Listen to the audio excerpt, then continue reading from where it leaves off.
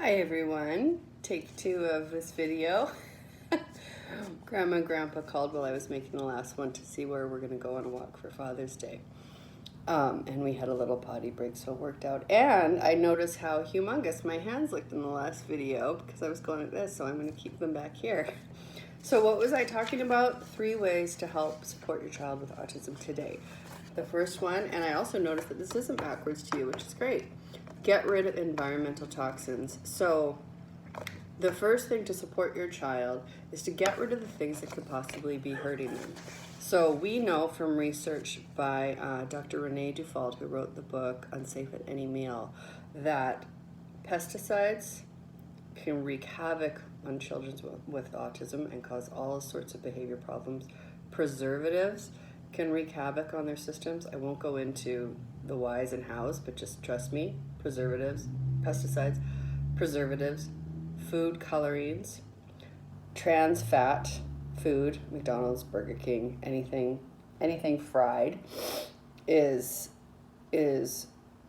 actually there was research by I believe it was this Dr. Perlmutter that said children who eat trans fat on a regular basis, their brain actually shrinks.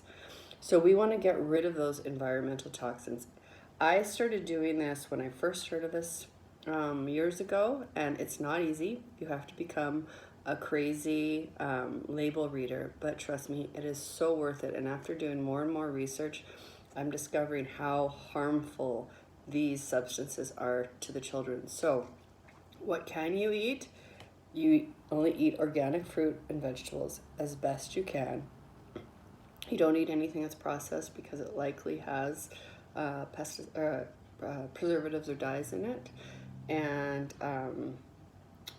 yeah, that's a good start for now. So you want to go organic, whole foods, no preservatives, no dyes, no pesticides.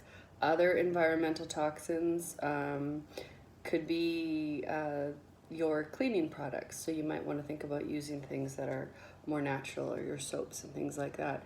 Do your own research on those environmental toxins, but for sure, the food source that they eat every day has got to change. It is a main change that you must do to support your child with autism to have their best outcome.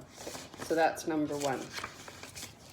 Number 2 is heal the gut.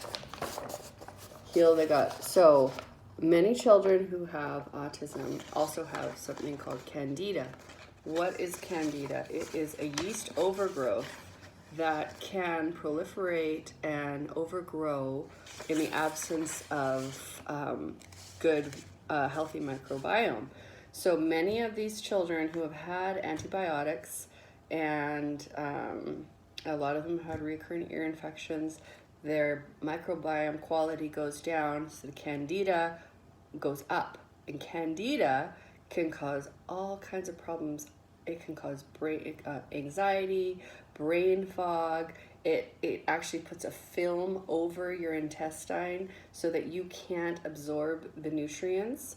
So one thing I would really highly recommend, if you could get a test, is to get tested for candida, or just treat your child like they do, because the interventions are helpful whether they have candida or not. So how do you heal the gut?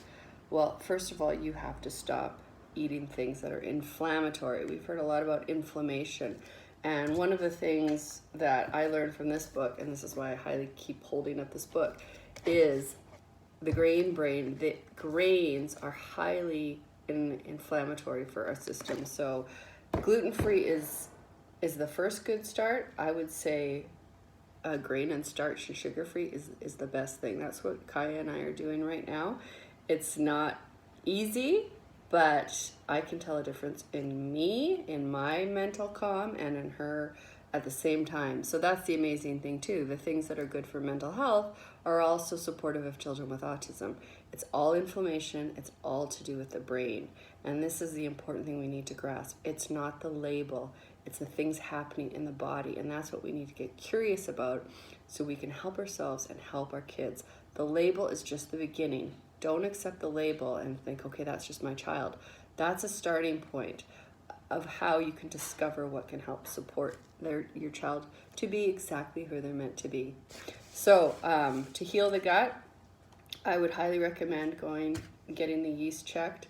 You want to start taking probiotics, possibly getting treated for yeast. I would avoid dairy, gluten for sure, possibly eliminate all carbs for the time being. If you've ever heard of the GAPS diet, that's also kind of pretty much what we're doing now too. There's a lot of new research as well that's showing that the ketogenic diet, which is higher in fats and proteins, lower in carbs, is having a tremendous outcome for kids with autism and epilepsy and Alzheimer's. It all correlates. It's all nervous system. It's all the brain. So ideally getting rid of all carbs except for vegetables and berries and maybe green apples is the ideal. I know it's not easy, but trust me, it is worth it. I'm noticing a difference in my little one already, and we've only just started. So, and I would do your own research about how to heal the gut. There's lots of good information. Just Google healing your gut, and you'll find all kinds of things. And maybe a candida cleanse is another good thing to Google. So that's number 3. So we got number 1, get rid of environmental toxins. Number 2, number 2, heal the gut. Number 3, supplement. So because of the fact that a lot of these children have poor permeability in their gut, they're not getting the vitamins that they need, and also sometimes they're not getting them because they're maybe picky eaters. So sometimes we have to supplement. So some things for sure that I give Kai every day are fish oils, coconut oil, olive oil. Those feed her brain. So those are healthy fats that feed her brain. And then you also want to do vitamin D. Vitamin D is very important for brain function. Iron is important. You want to make sure they have enough iron. Vitamin C is very important. Calcium and magnesium are hugely important for so many gene functions. So it's once you start researching this, you find the same thing over and over again, and it's really amazing what little changes can help. So I put an article about this, and there's my little pickle, about NAC on my Facebook page today. Hi, Pickle. Yes?